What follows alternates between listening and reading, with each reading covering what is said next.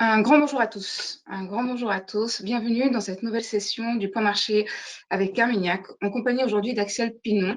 Bonjour Axel. Bonjour à tous. Alors, nous allons donc sans plus tarder aller entrer dans le vif du sujet. Donc tout d'abord, un point Axel sur l'évolution des indicateurs. Qu'as-tu à nous dire pour cette semaine?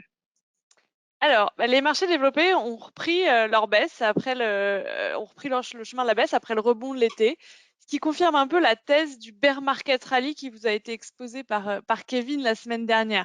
C'est-à-dire que ce qui semblerait qu'on ait eu un rebond technique au cours de l'été au sein d'une tendance baissière qui a démarré depuis le mois de février. Alors, plusieurs facteurs ont vraiment précipité cette baisse cette semaine. Et le premier facteur, c'est d'abord la hausse des prix du gaz, parce qu'on a eu la semaine dernière l'annonce de Gazprom qui a dit suspendre ses livraisons de gaz à l'Europe via leur gazoduc Nord Stream 1 entre le 31 août et le 2 septembre, officiellement pour cause de maintenance. Le problème, c'est que cette annonce, elle a ravivé toutes les craintes de pénurie en Europe concernant est-ce qu'on va pouvoir passer l'hiver en termes de gaz, et donc entraîner une flambée des prix du gaz, ce qui a entraîné à la baisse toutes les entreprises industrielles, notamment en Europe. Le deuxième facteur qui explique la baisse des marchés développés, c'est les annonces des banquiers centraux à Jackson Hole, et je vais y passer un petit peu plus de temps, parce que ces annonces, elles ont entraîné un fort mouvement de baisse, notamment sur tous les secteurs qui sont sensibles au taux d'intérêt, et notamment les valeurs technologiques américaines. Donc on a eu une baisse des marchés développés, mais ce qu'on a vu, c'est une stabilité et donc une belle performance relative de la part des marchés émergents. Parce que les marchés émergents ont été soutenus par deux facteurs. Les pays exportateurs de matières premières ont surperformé du fait de la hausse des coûts de l'énergie, donc ce qui affaiblit les pays développés d'un côté, soutient certains pays émergents comme le Brésil et l'Afrique du Sud qui sont très sensibles à ces matières premières.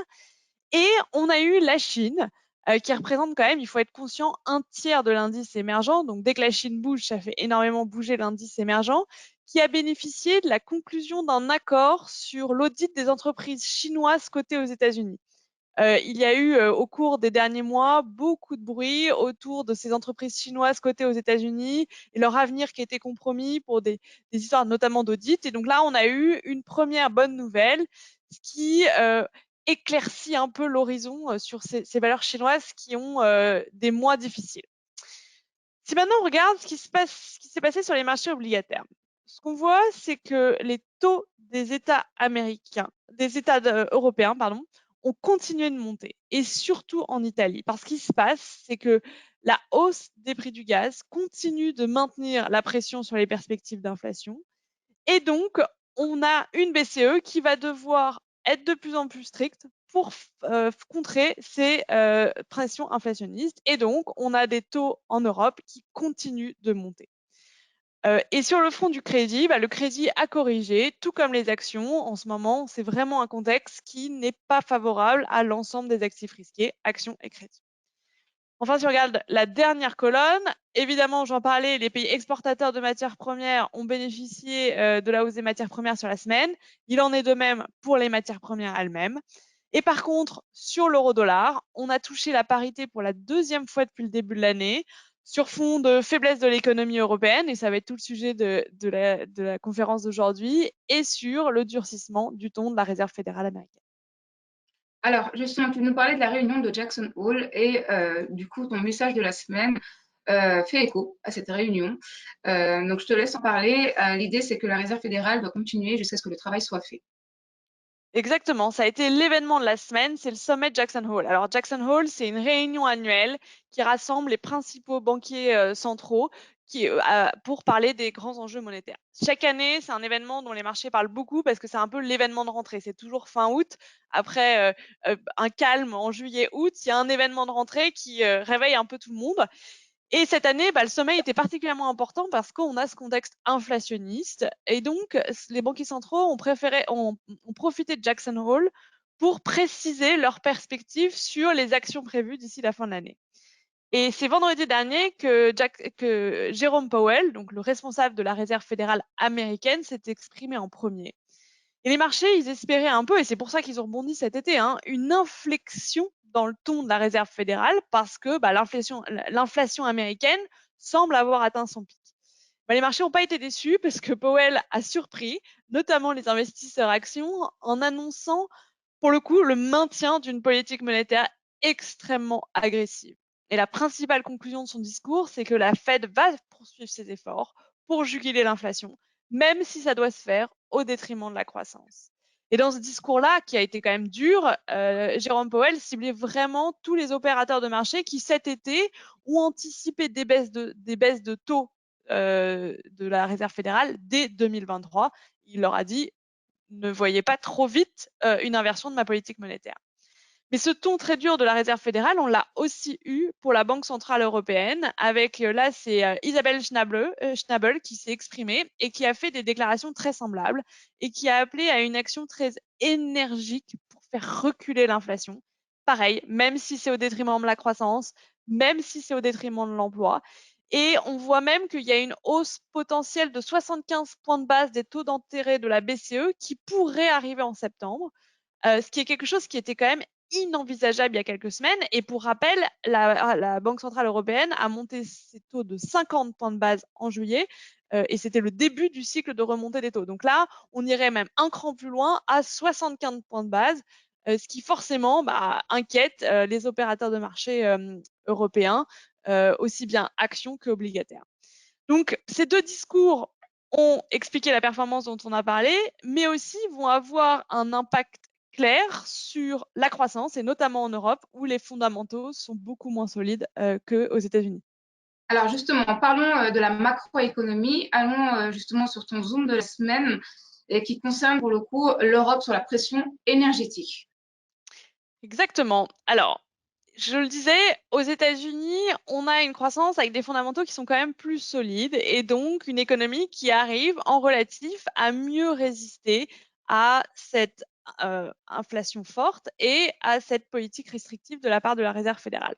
Le problème, c'est qu'en Europe, les craintes qu'ont les marchés actions sont plutôt légitimes. Si on regarde ce qu'on appelle les PMI, les PMI, c'est des indicateurs d'activité qui sont très importants et très suivis.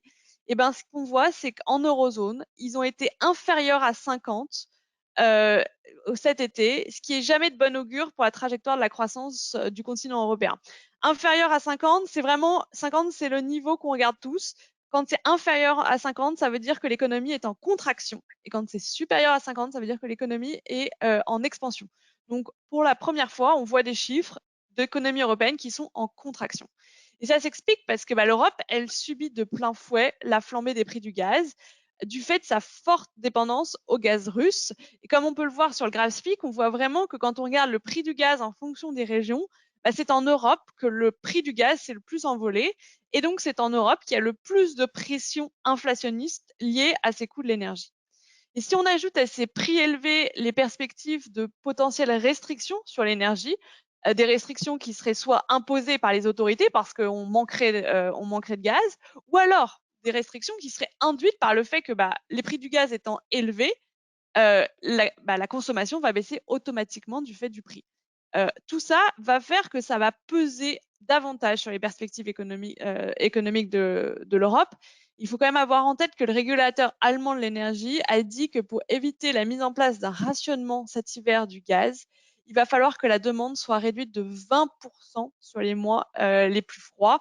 Donc clairement, il va y avoir des restrictions de l'énergie, forcées ou non, qui vont entraîner une baisse de la demande et donc une baisse des perspectives économiques.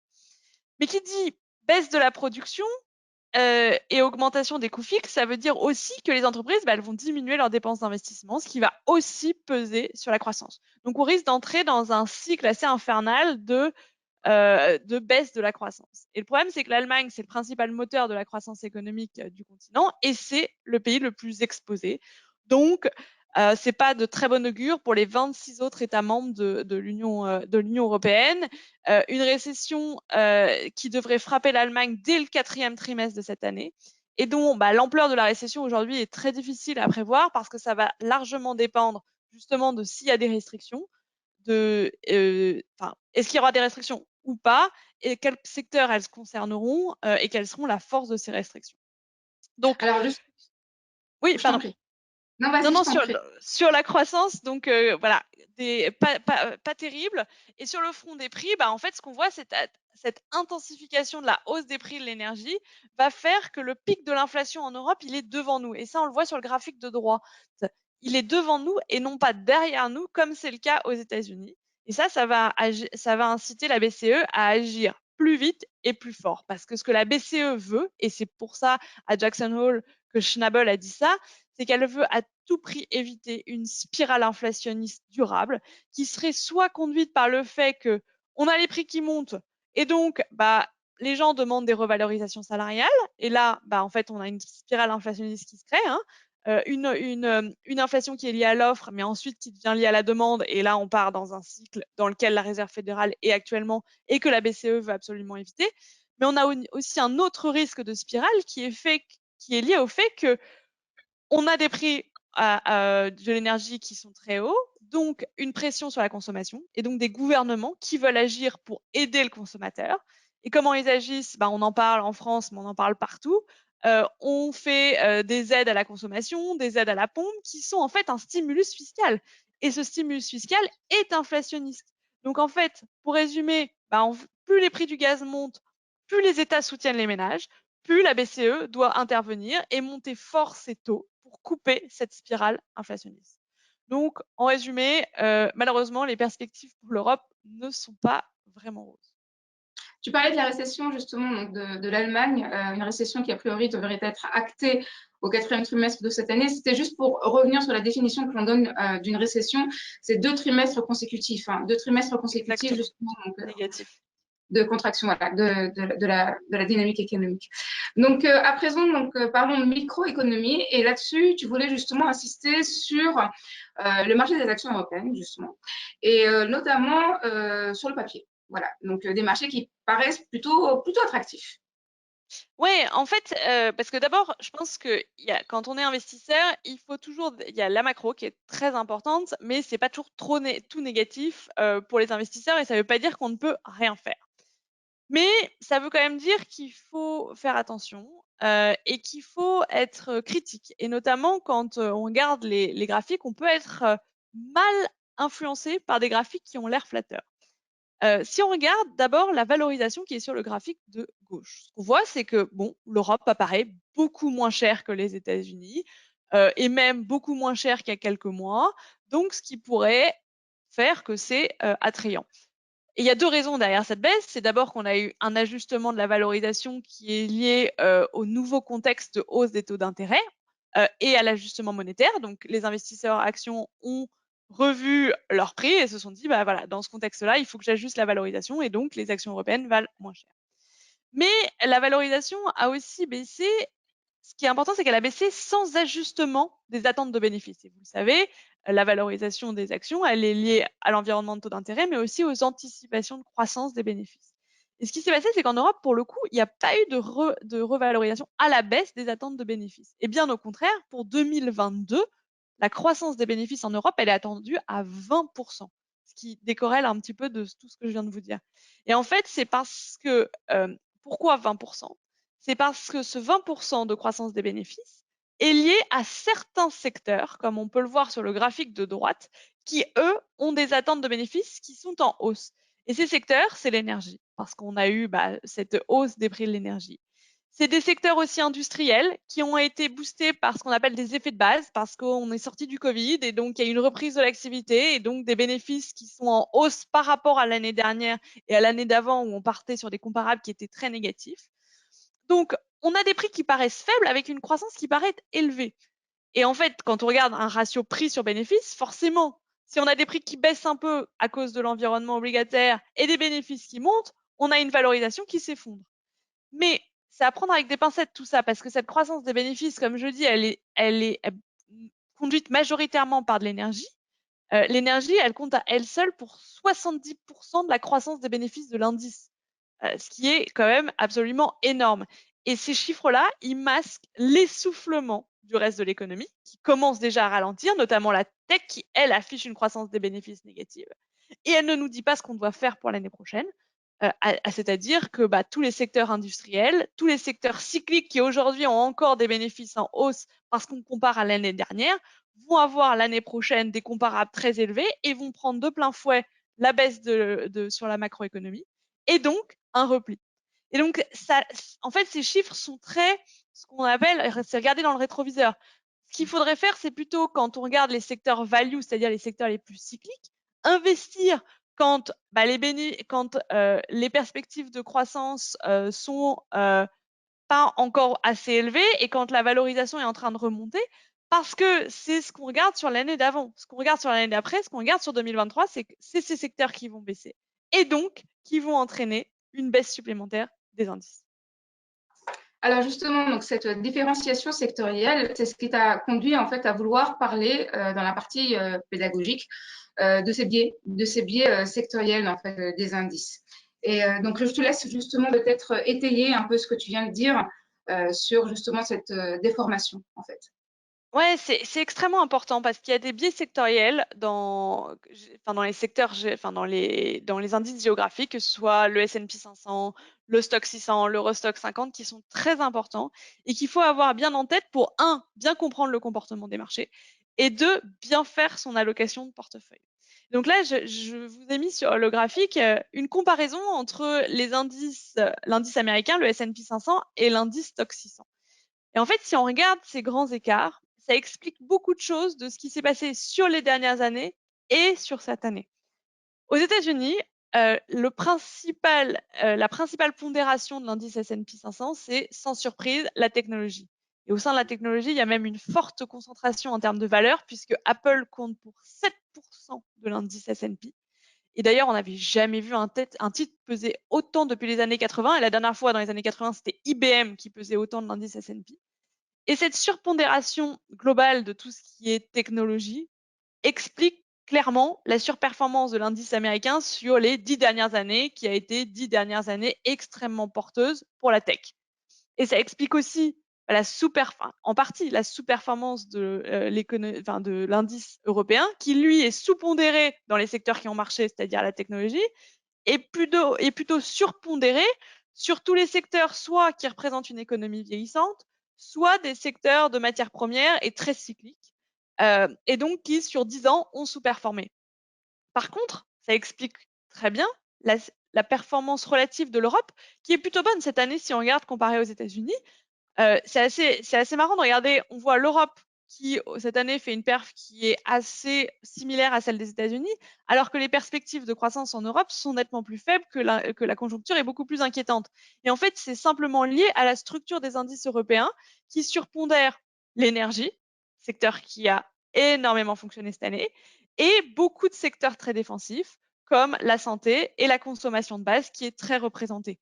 Les plus grosses positions de l'indice Stock 600, c'est Nestlé, Roche, Shell, donc de l'énergie, AstraZeneca, encore de la pharmacie, Novartis, encore de la pharmacie, et donc que des secteurs qui ont très bien performé dans l'environnement actuel. Donc, quand on compare la performance des États-Unis vis-à-vis de l'Europe ou même vis-à-vis des émergents, on pourrait faire l'exercice, c'est intéressant de comprendre pourquoi, et c'est souvent lié à des biais sectoriels. Et ces biais sectoriels expliquent aussi des impressions d'indices peu chers ou des impressions de croissance des bénéfices en hausse, mais en fait qui sont liées justement à ces biais sectoriels. Merci énormément, Axel, pour ces informations et cet éclairage qu'on n'a pas forcément justement à l'esprit. À présent, parlons idées d'allocation. Et tu voulais aujourd'hui notamment se concentrer sur un fonds en particulier qui est Carmignac Portfolio Patrimoine Europe, un fonds bien entendu distribué chez nous sur notre plateforme. Alors, dis-nous tout. Oui, parce que on a fait ce focus sur l'Europe et donc je voulais un petit peu plus expliquer quel est le scénario pris en compte par Patrimoine Europe, comment il se positionne aujourd'hui, parce que on vous l'a présenté de dizaines de fois, c'est un fonds tout-terrain qui est particulièrement adapté dans ce genre d'environnement. Le scénario aujourd'hui qui est pris en compte par Patrimoine Europe, c'est qu'on a un paysage donc économique et politique qui est plus alambiqué que jamais. L'issue la plus probable, j'en parlais, c'est la récession. Le pic d'inflation, il reste devant nous, et même si ça dépendra largement des prix du gaz. Donc, dans cet environnement qu'on appelle stagflationniste, c'est-à-dire inflation élevée persistante et faible croissance, voire récession, ça nous incite à être extrêmement prudent. On a un positionnement extrêmement prudent qui se traduit par une très faible exposition aux actions, par une sensibilité négative au taux d'intérêt et par des couvertures très importantes sur le marché du crédit, tout en maintenant un niveau de cash élevé. Et ce fonds, il a un double mandat. Il a un double mandat qui consiste à d'abord atténuer la baisse pour les investisseurs, mais sans oublier à un moment de générer de la performance absolue, parce que c'est là que nos investisseurs nous attendent. Et ce qu'on voit, c'est que c'est possible. C'est possible de générer de la performance absolue positive, même dans un environnement baissier, et c'est ce qu'a fait Patrimoine Europe, par exemple, la semaine dernière. La semaine dernière, j'en parlais, les marchés sont en baisse de 1,5% en Europe. L'indicateur de référence de Patrimoine Europe est en baisse de 1,5%, mais Patrimoine Europe est en hausse, lui, de plus de 1%. Et ça, c'est lié au fait que d'un côté, il gère le risque, et de l'autre côté, il est investi sur les secteurs qui sont porteurs, type les actions défensives de qualité qui ont tendance à surperformer, type le portefeuille crédit qui d'un côté est couvert, mais d'un autre côté on essaye via les titres qu'on a en portefeuille de faire mieux que l'indice et donc de générer de la performance.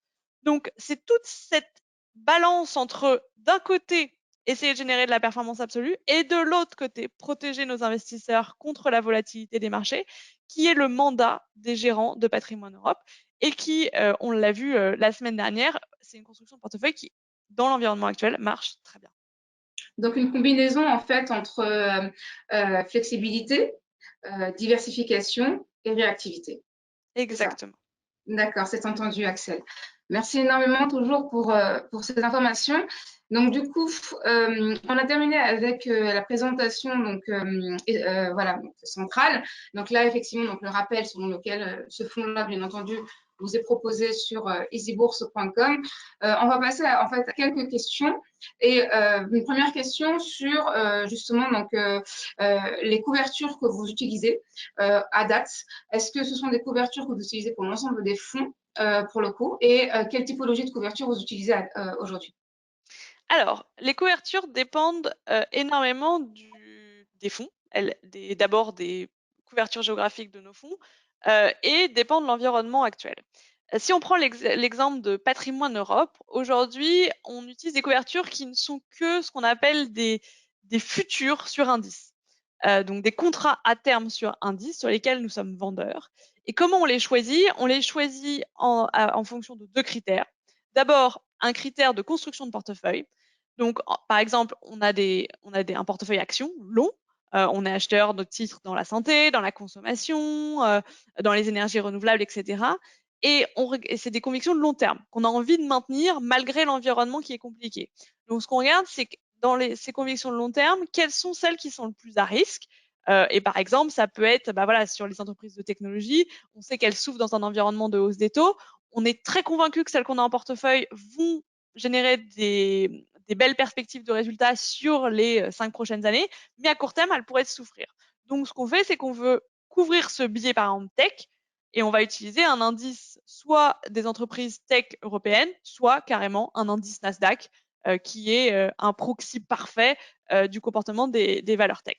Donc ça, c'est une première forme de couverture. Utiliser des couvertures sur des indices visant à solidifier notre construction de portefeuille pour éviter d'avoir des biais qui pourraient être défavorables dans l'environnement actuel. Il va y avoir une autre forme de couverture qui va être là tout simplement sur quel marché on voit les plus fortes faiblesses.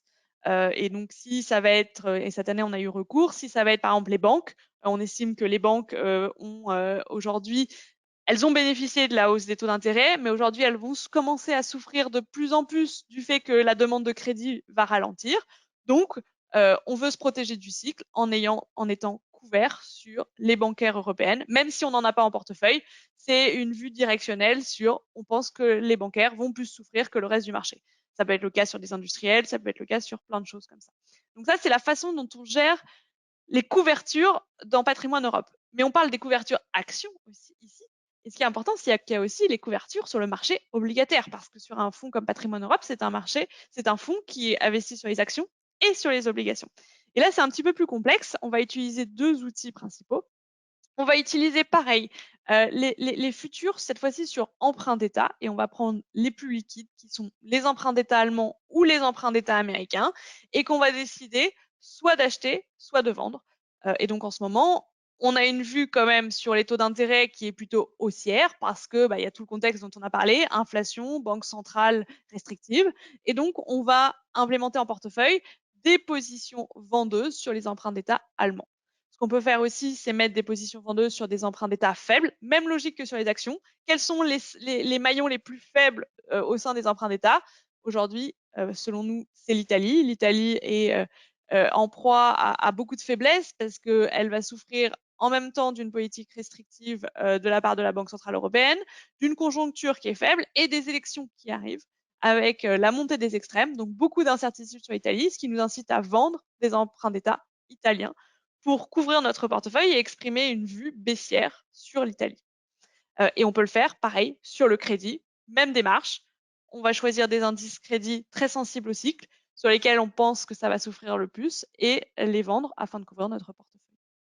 Entendu, Axel. Une dernière question, une seconde et dernière question pour ne pas faire trop long, c'est justement sur certains arbitrages, en fait, d'un côté Europe, de l'autre États-Unis. On comprend grosso modo que, en fait, les actions sont moins chères en Europe, mais avec une toile de fond macroéconomique qui, éventuellement, a vocation à être un peu plus déprimée. Et de l'autre côté, les actions sont un peu plus chères aux États-Unis, et donc avec, voilà, une toile de fond macroéconomique, voilà, qui devrait éventuellement être un peu plus résistante. Quoi qu'il en soit, la question qui est posée, c'est aujourd'hui, est-ce qu'on peut trancher, en fait? Est-ce qu'on peut trancher en termes d'opportunités d'investissement et du coup, focaliser son regard sur une zone géographique plutôt que sur une autre?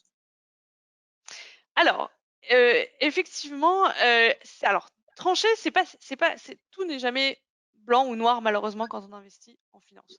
Donc c'est pas surpondérer les États-Unis et ça va être la bonne direction. Ça va dépendre d'un ensemble de choses. On parle des valorisations. Ce qui est important, c'est que sur les valorisations, structurellement, les États-Unis sont plus chers pour la raison que j'ai expliquée tout à l'heure, c'est qu'on a plus de technologie dans l'indice américain et historiquement, la technologie est un secteur cher lié au fait que on en paye une prime pour les résultats futurs qui sont plus élevés. En contrepartie, l'énergie est historiquement peu chère parce que c'est très cyclique et que à terme même le business model des entreprises énergétiques est difficile. Donc, qu'en est-il de États-Unis versus Europe? Nous, on a plutôt une vue, on va dire, sectorielle et on va rentrer plus dans les détails de là où on investit. En Europe, on va continuer d'investir, bien évidemment, sur des secteurs résilients qui vont réussir à résister dans cet environnement. Et typiquement, c'est ce qu'on fait dans Grande Europe, dans Patrimoine Europe, privilégier les secteurs comme la santé, comme la consommation de base, qui vont bien se débrouiller dans ce contexte-là et qui ne vont pas trop souffrir de la macroéconomie. Aux États-Unis, ce qu'on va faire, c'est plutôt être dans les entreprises de consommation américaine parce que le consommateur européen, là où il va avoir énormément de pression, ça va être moins le cas via la consommation américaine. Mais on peut aussi jouer la consommation américaine avec un portefeuille européen et choisir des entreprises de consommation cotées en Europe, mais qui ont une forte exposition aux États-Unis. Et par exemple, les sociétés de luxe sont exposées à la Chine, mais sont aussi exposées aux États-Unis. Ça peut être un bon moyen de jouer la résilience des consommateurs américains. Donc, dans un fonds comme Grande Europe et Patrimoine Europe, par exemple, dont on a mentionné plusieurs fois ici, c'est des fonds qui sont européens. Et donc, on pourrait se dire non, non, je ne veux pas investir parce que la macroéconomie est absolument horrible et on a des perspectives qui sont atroces. En fait, ce que font nos gérants, c'est prendre une vision globale et voir qu'est-ce qui en Europe peut défier cette conjoncture et quand même générer des performances relatives et absolues, malgré ce contexte domestique un petit peu morose. Et puis, on a parlé des États-Unis ici et de Europe, l'Europe, mais mais on aussi en a parlé plein de fois aussi, il y a les émergents. oui, Et bien sûr. là, qui ramène encore une autre question qui sera développée prochainement dans les prochaines conférences. On a parlé avec Juré justement donc, de ce sujet. Merci énormément, Axel. On va s'arrêter là pour aujourd'hui. Merci à tous les participants.